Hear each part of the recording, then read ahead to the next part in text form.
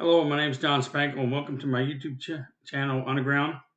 I always talk about how I came up with the title. I was thinking about the underground church in present-day China and Iran, where the outpouring of the Spirit is just expanding right now. Uh, I'm not a scholar or anything, and especially after this video, when I talk about a few things, uh, I do this in Scripture. There's a seriousness to it.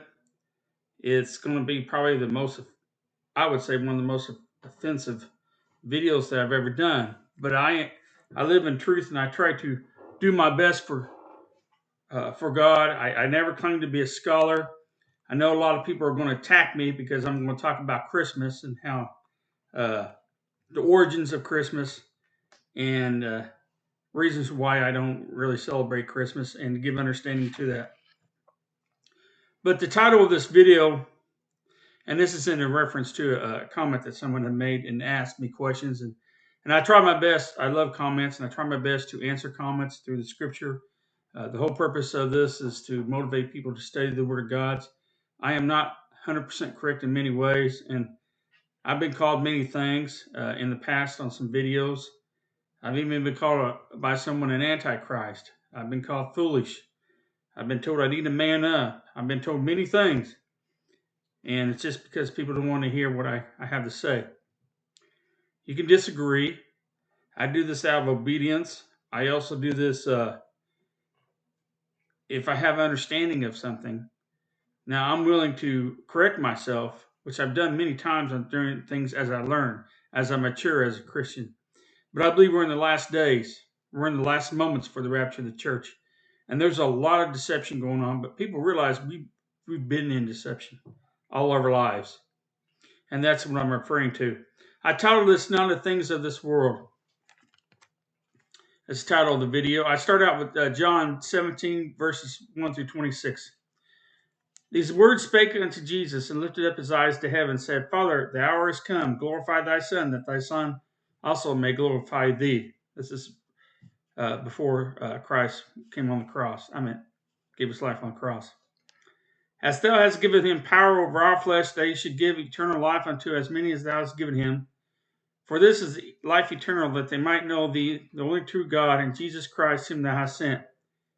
I apologize, the cats are outside playing, so you might hear scratching on the door, and I got patches here, so the table might vibrate. He's over here scratching around, going crazy. I also apologize for my sinus trouble. I have glorified thee on the earth. I have finished the work which thou gavest me to do.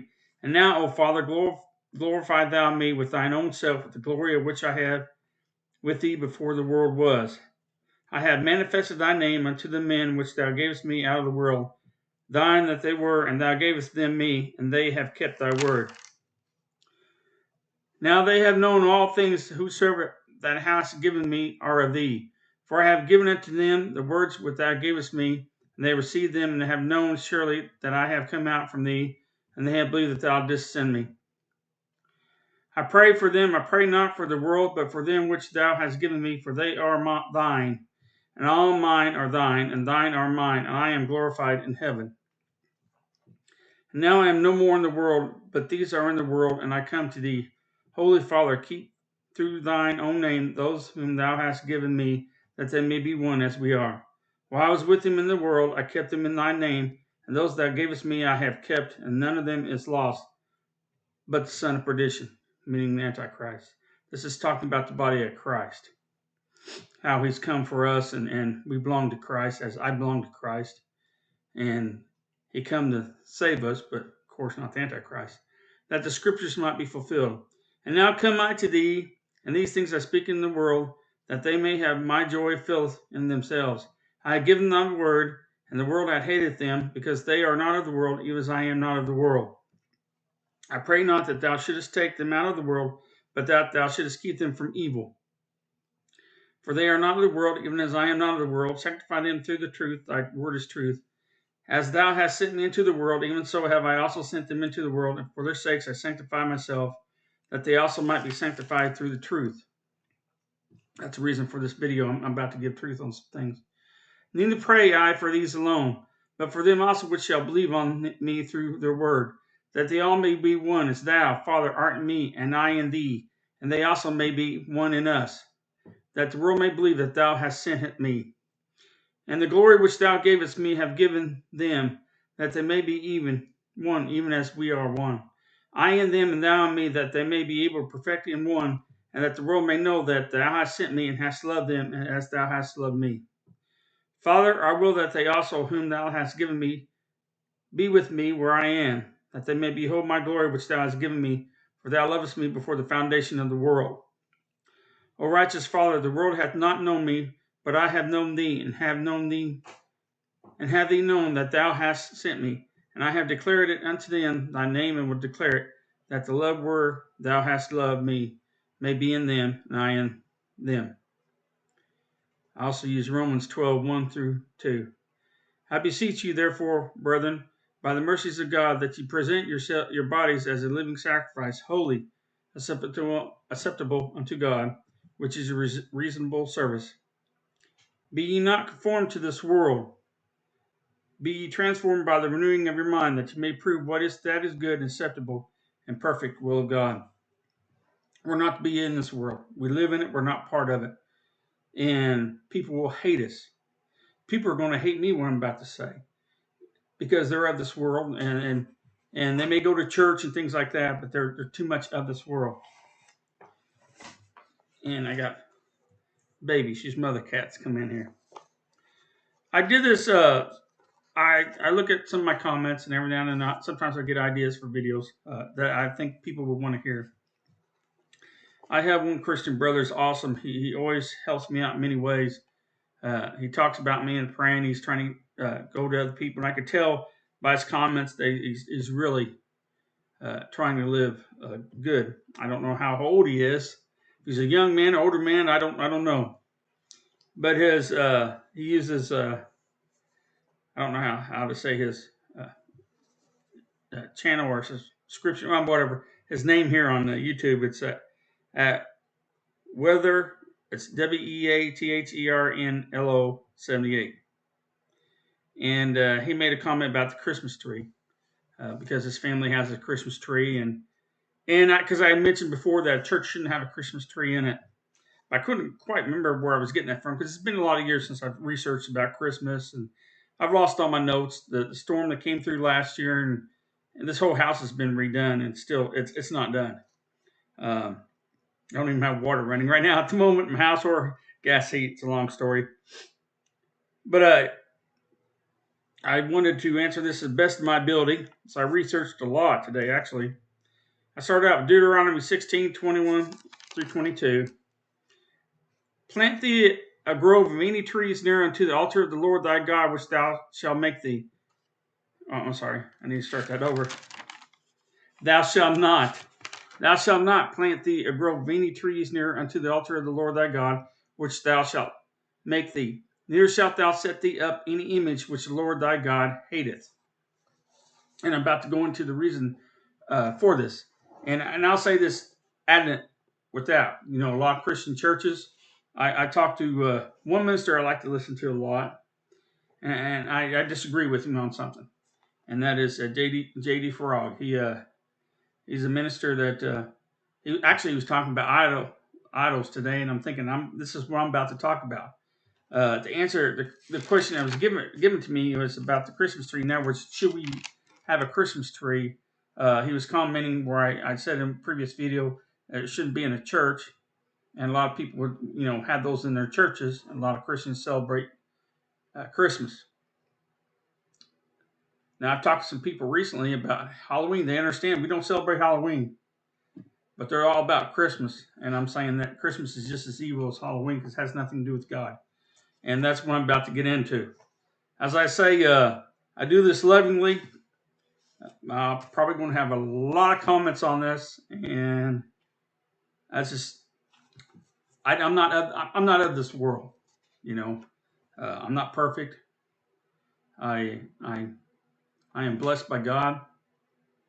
I struggle every day, but when I speak, this channel is talk about God, where God's helped me in my life, And when I give on subjects, and I believe it's the truth about something, I'm going to give it, regardless of whether people get offended or offensive. Because if people are offended, not willing to learn, then they're not of God.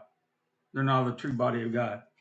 Realize there's going to be millions of people on this earth in the rapture who are very active in church are not going to be raptured.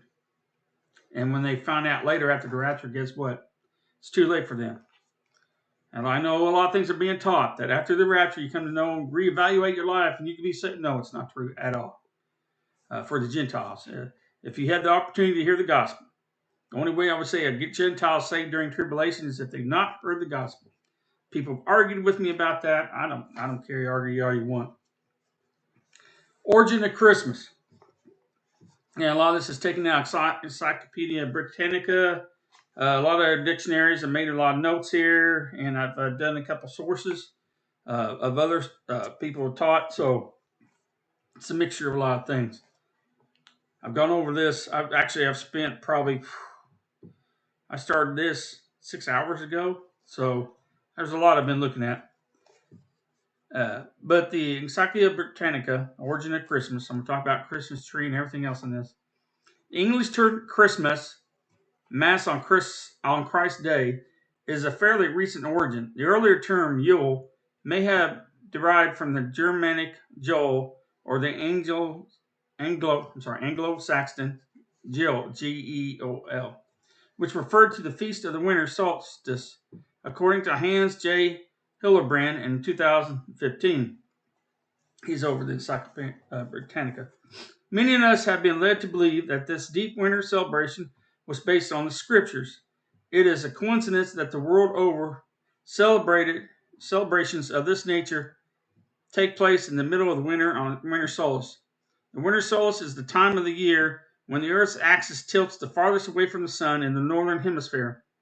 Consequently, this causes the winter solstice to be the longest night of the year. After that, the days start getting longer again. This also officially marks the start of winter. Our Heavenly Father warned His people, Jewish peoples, for the Jewish people and later for the Gentiles, not to worship the host of the heavens, sun, moon, stars, etc. And what I'm about to get into, you're going to see where a lot of this worship comes from. I wrote Deuteronomy 4:19, "Lest thou lift up thine eyes into heaven, and when thou seest the sun and the moon and stars, and even all the host of heavens, shouldest be driven to worship them and serve them, which the Lord thy God hath divided unto all nations under the whole heaven." So we're not to worship these things, and I will go into where we get this. But to understand Christmas, actually, I go back and I start with Nimrod. I know a lot of times they're like, "What's Nimrod got to do with Christmas?" I'm about to tell you. Nimrod is was Noah. Then one of his sons, Ham, had Cush, and Cush had Nimrod. Now, I haven't got into it yet. I've talked in previous videos during the time the Israelites coming into the Promised Land. There was like 26 tribes of giants at that time. This is after the flood. There was pre-flood giants, and then there's post-flood giants. And how the giants came about in the incursion later, because I truly believe in certain areas in this honest world there's giants still, and people will call me crazy on that, but I have reasons for it, and I could give a video on that later and give some things out.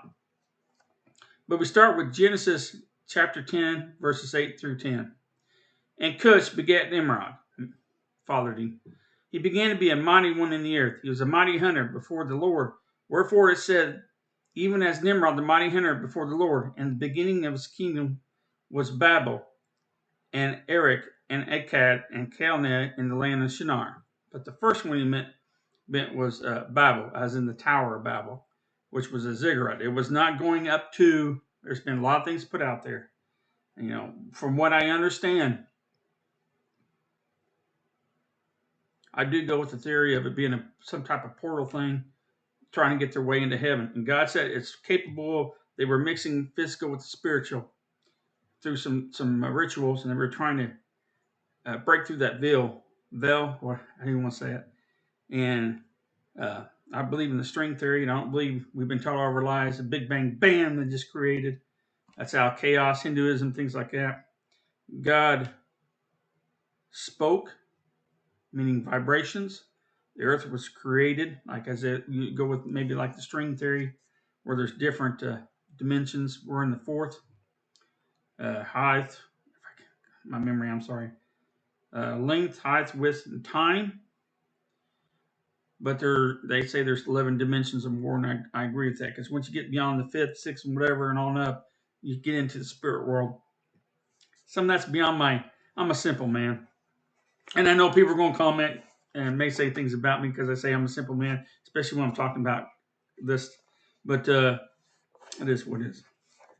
After the death of Cush, Nimrod took his mother, Samaris, as a wife. And Nimrod soon died. His body was cut into pieces and scattered throughout his kingdoms. Samaris taught the people that the only body part that remained missing was the male member, so he had gone to the sun. His name should now be called Baal, the sun god. She taught the people that Nimrod was the father of her unborn child, and the baby was conceived by him through rays of the sun. For his presence and power to reign supreme, phallic symbols of fire should be lit to honor him. The supposed child of that union is Horus, Tammuz, the reincarnate of Nimrod. Samaris claimed a full-grown evergreen tree sprang out of the roots of the dead tree stump. This symbolizes the springing forth of new life for Nimrod. On the anniversary of Nimrod's birth is December 25th. December 25th has nothing to do with Jesus Christ. We know we could go back and prove that Jesus Christ was born in September. I'm thinking around September 23rd. I could be incorrect on that. But he was born in September. He was not born December 25th. That was the anniversary of Nimrod's birth. And there's recorded documentation on that. She said that Nimrod would visit the evergreen tree and leave his gifts under it. This is Genesis of the Christmas tree, the symbol of Nimrod. This equates to approximately 9 months after Easter, or the date Ishtar became pregnant with Tammuz, Nimrod reincarnated. According to Tadzik Zan, in his book Only a Few, he writes, for centuries, Tammuz's birthday was celebrated with feasts, revelry, and drunken orgies. After the myth of Nimrod was taught, the incarnation started showing up in a number of cultures around the world. For example, the Babylonians had many gods. Their chief god was Marduk, which explains more in Jeremiah 52. Marduk was known by the titles Bel, Baal, or Lord Baal. The sun god is now everywhere. Some scholars have concluded some scholars have also concluded that the Christmas tree may be a male phallic symbol of eternal life. The erections of such symbolism have been around for thousands of years. Ancient nations of Ethiopia and Egypt, an abundance of such phallic symbols, some are still standing here today. The ancients revered the sun, the obelisks were constructed to symbolize a frozen ray of sun. Even today, we can go to the nearest graveyard and see phallic symbols in abundance. This was a way to pay homage to the sun god. Today, the tallest obelisk in the world is not in the land of Ham, such as Egypt or Ethiopia. Instead, it is located in the capital of the United States. This monument, held in place at the top of a pyramid, stands at a impressive 555 feet. It's called the Washington Monument. Did you know that some of the most powerful and influential men in history have phallic symbols dedicated to them? Understand, the United States is not and never was a godly nation. God used the United States. God helped our country. I put 21 years of my life. I wore 2 uniforms. I was in the Air Force and I was in the Army National Guard. Served overseas, been overseas twice. I'm a combat veteran. Trust me, I've done a lot, but I don't love this country. Understand, I love the people in this country, but I don't love this country because I know what the United States represents. There's nothing godly about us. People lie to you and say it is, but it isn't. George Washington, do your research, was a 33rd degree Mason. The Masonic Lodge is throughout this United States. And for anybody listening to me who belongs to say Masonic Lodge, you know where I'm coming from. Paul talks against secret societies. Why? Because they're evil and of Satan. The Masonic Lodge is of Satan. And anybody's part of it, because I had an uncle that was a minister of a church. It was part of Masonic Lodge. I'm totally against it. All right. I've had people in the military I've served with. belonged to Masonic Lodge. But that's the foundation of the United States of America. It was not the freedom of religion. It was a lie that they went under. George Washington broke away from the Masonic Lodge in England, came over here to start their own Masonic Lodge. The whole purpose was to New World Order. And it's always been that way here. All of our leaders, New World Order. It's just in their face, and people just don't see it because they are in the dark. And the reason they're dark is they live for this world. That's the reason why a body of Christ, will see more. We're sober-minded. We see things. God allows us to see things different. And people mock us and people mock me all the time. Mock all they want because God shows me. And so through the Holy Spirit, that's how I'm learning. And so I see these things different. And I am different. Let me get back where I'm at. I lost my train here. Okay, so might have to reorder some of this. I don't remember where I stopped at, and I apologize. Oh, yeah. Erection and semi, even when go too near. Okay. Some scholars have also concluded the Christmas tree may be of male. Yes.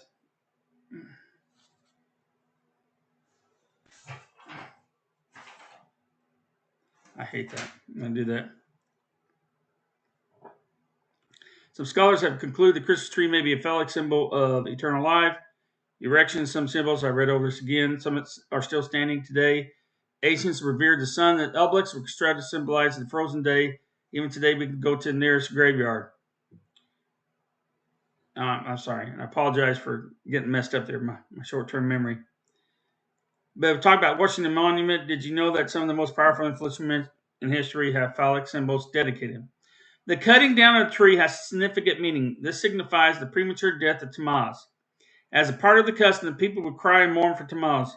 The star placed at the top of the tree most likely signifies the sun god or fire god, Saturn, Moloch, Marduk, Rephem, etc. The star also be a representation of Semiramis herself. One of her symbols was an 8-pointed star. The pagan worship of stars, sun, moon, and other planetary objects have been popular since ancient times. Semiramis is known by many names around the world. Some of these names include Mother of God, Ishtar, Easter, Ashtoreth, Astarte, Asheron, Anna, and Isis. She is the goddess of fertility, love, war, sex, and power. Her symbols include eggs, owls, fish, doves, pole, and tree stump. And the star, usually the 8-pointed star in the Bible, she is described as the Queen of Heaven. To worship her was something that the God of Hebrews hated. This was preached by the mouth of prophet Jeremiah. In ancient Europe and many pagan nations around the world, the worship of trees was very common. Trees played an important role in the spiritual lives of the people. The people have animistic beliefs. According to the Merriam-Webster Dictionary, animism is the belief that all plants, animals, and objects have spirits. Remember, we were told in Genesis by God, do not worship the creation, worship the Creator. These Druids and everything, that's what they do. They worship the creation. In Rome, Ajibua writes, the sacred tree of Romulus was found in Forum. This tree was worshipped throughout the age of the Roman Empire, and its citizens thought the tree was drooping. A hue and cry went out, which was answered by citizens running with buckets of water as they were putting out a fire. In northern Europe, the Germans tied fruit and attached candles to evergreen tree branches. This was done in honor of their god, Woden or Odin. A third day of the week, Wednesday, was named after this pagan god. These trees symbolize eternal life to them. The Hebrews, we can read, committed abominations with the Asheron groves throughout the scripture. There's usually a grove, Asheron, near their altar of Baal or Bel. They would also decorate these abominations by hanging things from them. Talks more about that in 2 Kings. The Jewish people, a lot of times I couldn't understand. These people, don't they know that they're doing pagan things? Well, what we got right now? Christians celebrating Christmas. Everything about it's pagan. Same thing, just what the Jewish people do and what the Jewish people got punishment for. Punishment for the Hebrews. The Hebrews of the old transgression, the commandments, when they followed pagan gods, they were taking part in Babylonian practice and worshiping of idols. They cut trees down on the winter solstice and decorated them in honor of Tammuz. The Hebrews were routinely punished by God when they committed whoredoms by following pagan gods and profaned the Sabbath and other appointed dates, according to Jeremiah 10:2-5. Thus saith the Lord, learn not the way of the heathen, and be not dismayed at the signs of heaven, for the heathen are dismayed at them. For the customs of the people are vain, for one cutteth the tree out of the forest, the work of the hands of the workman with the axe. They deck it with silver and with gold, they fasten it with nails and with hammers, that it may move not. They are upright as the palm tree, but speak not. They must needs be born, because they cannot go. Be not afraid of them, for they cannot do evil, neither also is it in them to do good. Let's talk about the Saturnalia Sun God Festival. There are many winter celebrations throughout the pagan world. They have not gone anywhere. They are still with us today. Some of the most influential religions and rituals of pagan Europe have been absorbed by Christianity. The Catholic Church brought it in. I mean, I go to the extreme with the Catholic Church. Hey, Patch, it's evil.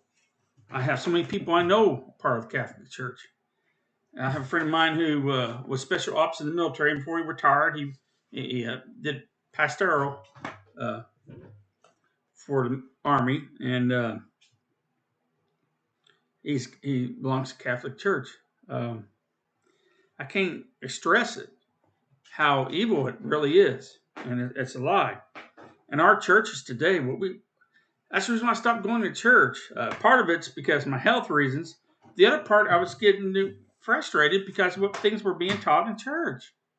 I walk in church and see a Christmas tree. That's an idol. And when you try to talk to people about it, you're mocked by people who are supposed to be people of God. We are to sit down and not be led by our feelings. That's the problem. We get led by our feelings. I don't think it's not what you think. It's what the scriptures say. That's not what we think. The Roman Empire had a winter solstice celebrated called Saturnalia.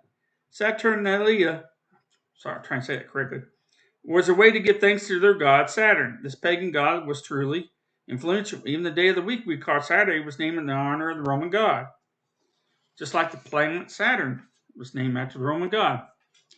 By the time this winter celebration came around, all planting was complete. Saturnalia was originally celebrated December 17th through December 24th. This was a time of great merrymaking. Social order was invented and the people indulged. According to the Encyclopedia Britannica, Saturn's great festival, the Saturnalia, became the most popular Roman festivals. And December 25th was especially special. This day of climax became known as the Brumalia. According to Merriam-Webster Dictionary, Brumalia was a pagan festival held at the winter solstice from which some features of the celebration of Christmas seem to have originated. During this holiday, public gambling was permitted, slaves were allowed to take part in the celebrations, and they did not have to work. Colorful diner clothes were permitted in public. The Phrygian cap, or filius, a felt cap normally worn by freed slaves, symbolized the freedom of the season in Rome. To symbolize the freedom, an ancient Roman citizen was selected to indulge in anything they so desired. This person was called the Lord of Misrule. A king for a day, the Lord of Misrule, was sacrificed on the final day of the altar of Saturn. This dramatic end to his short rule was a way to end the period of social disorder and return to normal. We hear that so much today. We're going to return to normal with all the stuff we're being taught. The growing influence of Christmas. Undoubtedly, the worldwide celebration of Christmas today can be traced back to European domination of the world. Throughout Europe, various forms of similar winter solstice celebrations were held. In Greece, there was celebration held to honor Dionysus.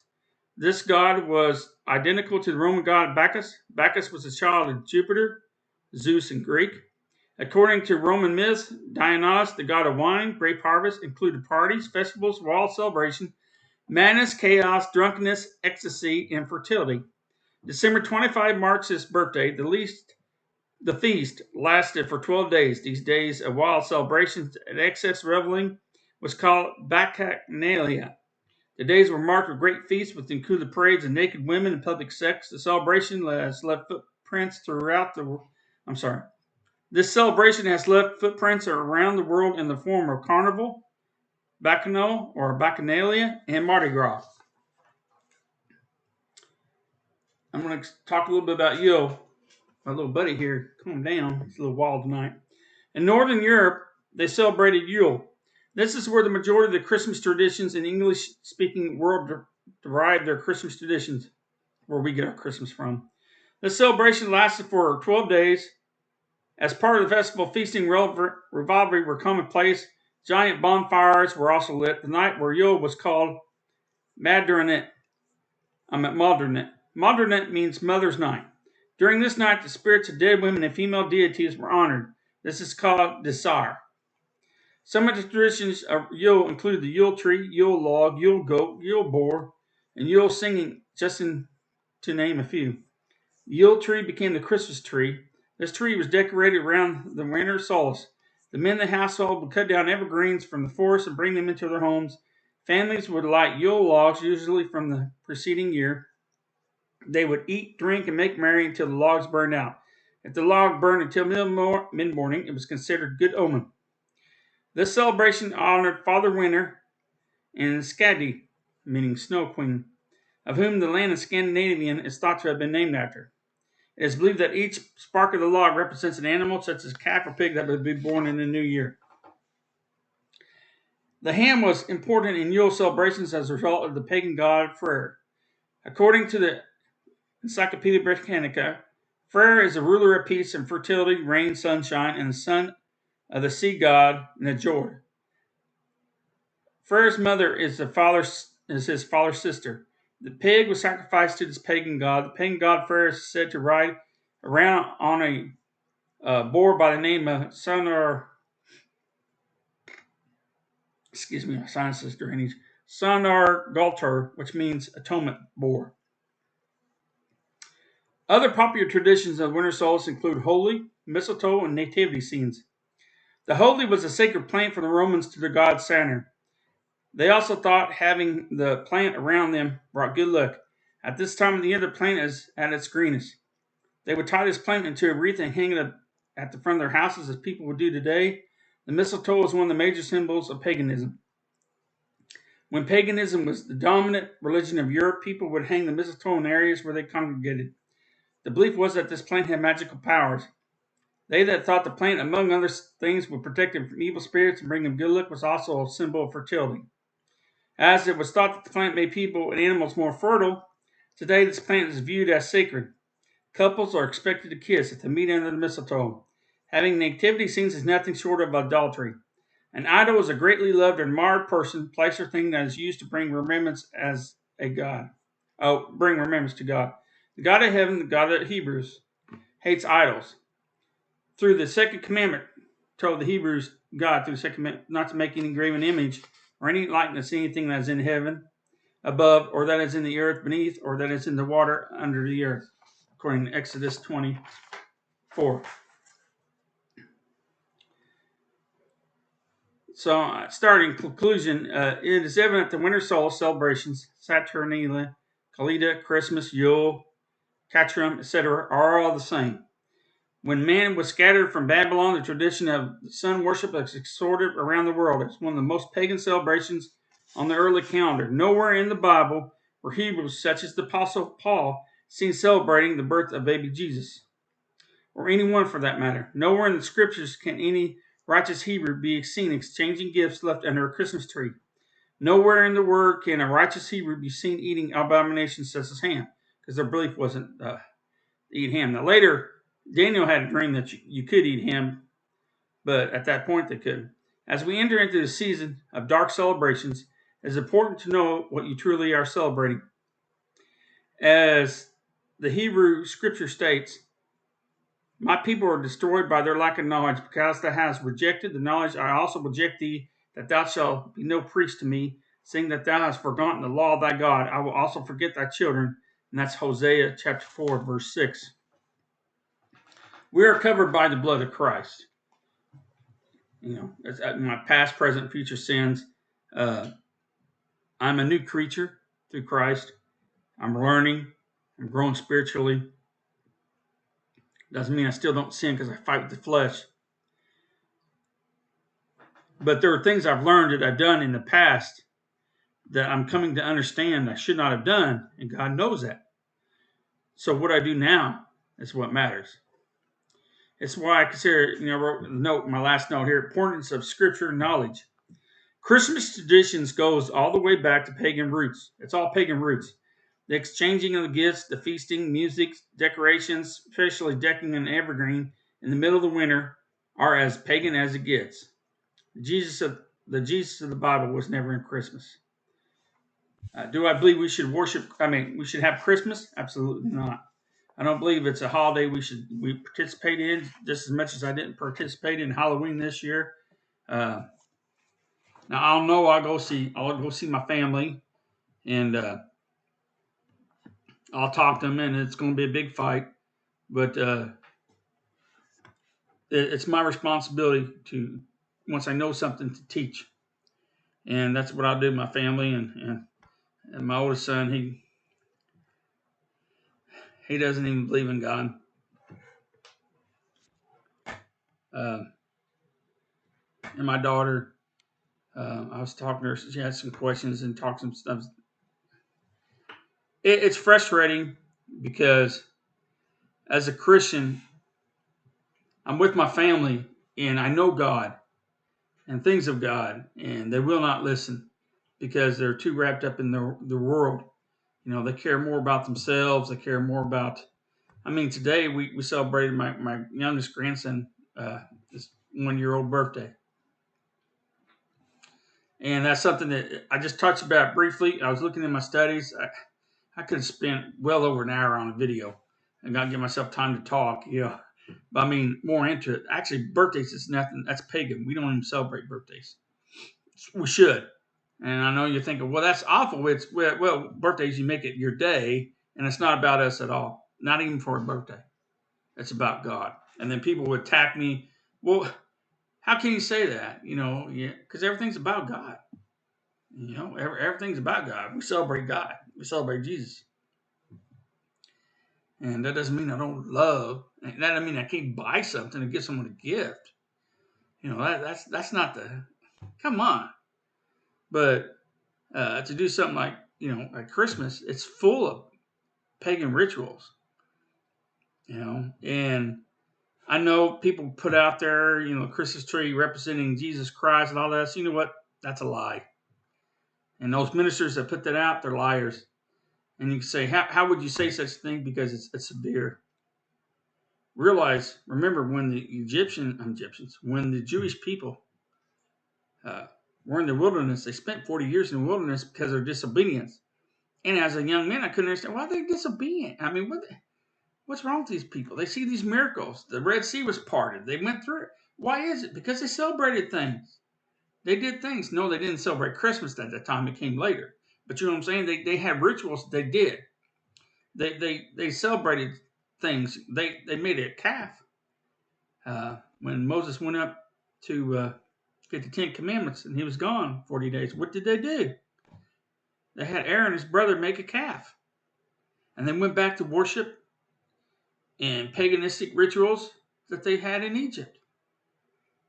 It's the same thing as Christmas. It's the exact same thing. It's the exact same thing the way we had the holiday of Easter. It's paganistic. And if I say something to somebody, I guarantee I'm going to have a lot of comments. I'm going to have a lot of hate comments because I'm telling people the truth. We're not to celebrate Christmas at all. You're not supposed to have a Christmas tree. You're definitely not supposed to celebrate on December 25th. There's nothing wrong with you wanting to celebrate the birth of Christ. Nothing. Do it in September. Don't do it on the birthday of Nimrod. It was Nephilim. Abomination. If you look back into Hebrew, being a mighty hunter, it's more than just hunting animals. He was cannibal. Go back and do your research. I made a video years ago about not to be a cannibal because I was talking about some, I forget what it was. There was an emergency and this plane crashed in the Indies. I think it was a soccer team or something where they survived by eating others.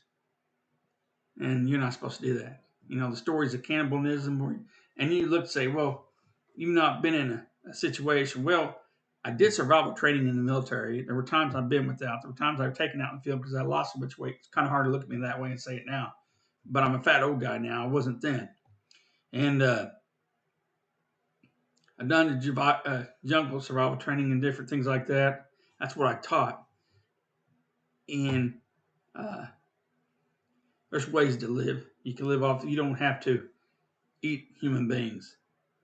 And if I'm in a boat and there's someone there and they die, I'll give them up to the ocean. I'm not going to eat them. You can say it's easy like that until you're in that situation, and that's true.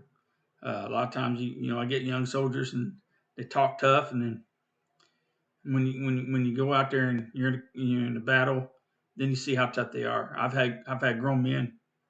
One of the guys I knew, we just had some mortar attacks and RPG attacks, and that night, because we're in that area, we were in that same area, constantly attacked. And I remember waking up to the sound of him crying and just visibly shaking and crying. And he was a tough man. Always threatened to beat me up. But he never tried, but he always threatened to beat me up. One of them guys. And he was just shaking and crying like a little baby because of what we've been through. And it was horrible. So you could talk smack, as they say, but you don't know till you're there and it happens.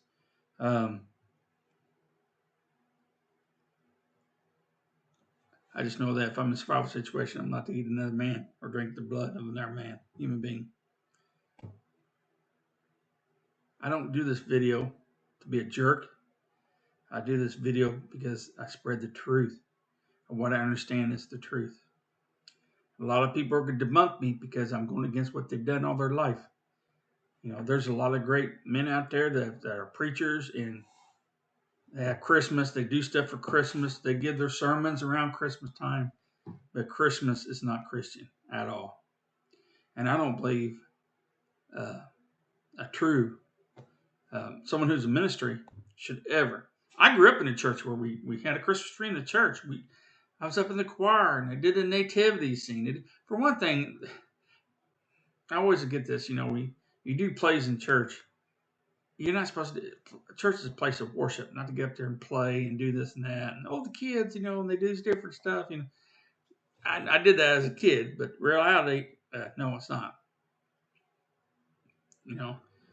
We're to worship God, and it's about God and what God can do to us and for us, what He does for us. And the problem is, so many people are wrapped up in this world and don't realize it.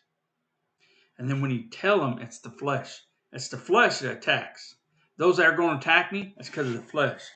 Those that will mock me, is because of the flesh. When I've given you the knowledge of where Christmas comes from, which is truth and fact, you can look this up yourself. It's easy. Just took me a long time today and wrote these notes, but it's easy. It's fact. None of it is. And what the Christmas tree represents and everything, the people try to say Christ and all this. They're just trying to. That's like them churches that, we don't practice Halloween, but we do our whatever candy day or whatever, or we dress up like a Bible characters. Well, you're still practicing Halloween, people.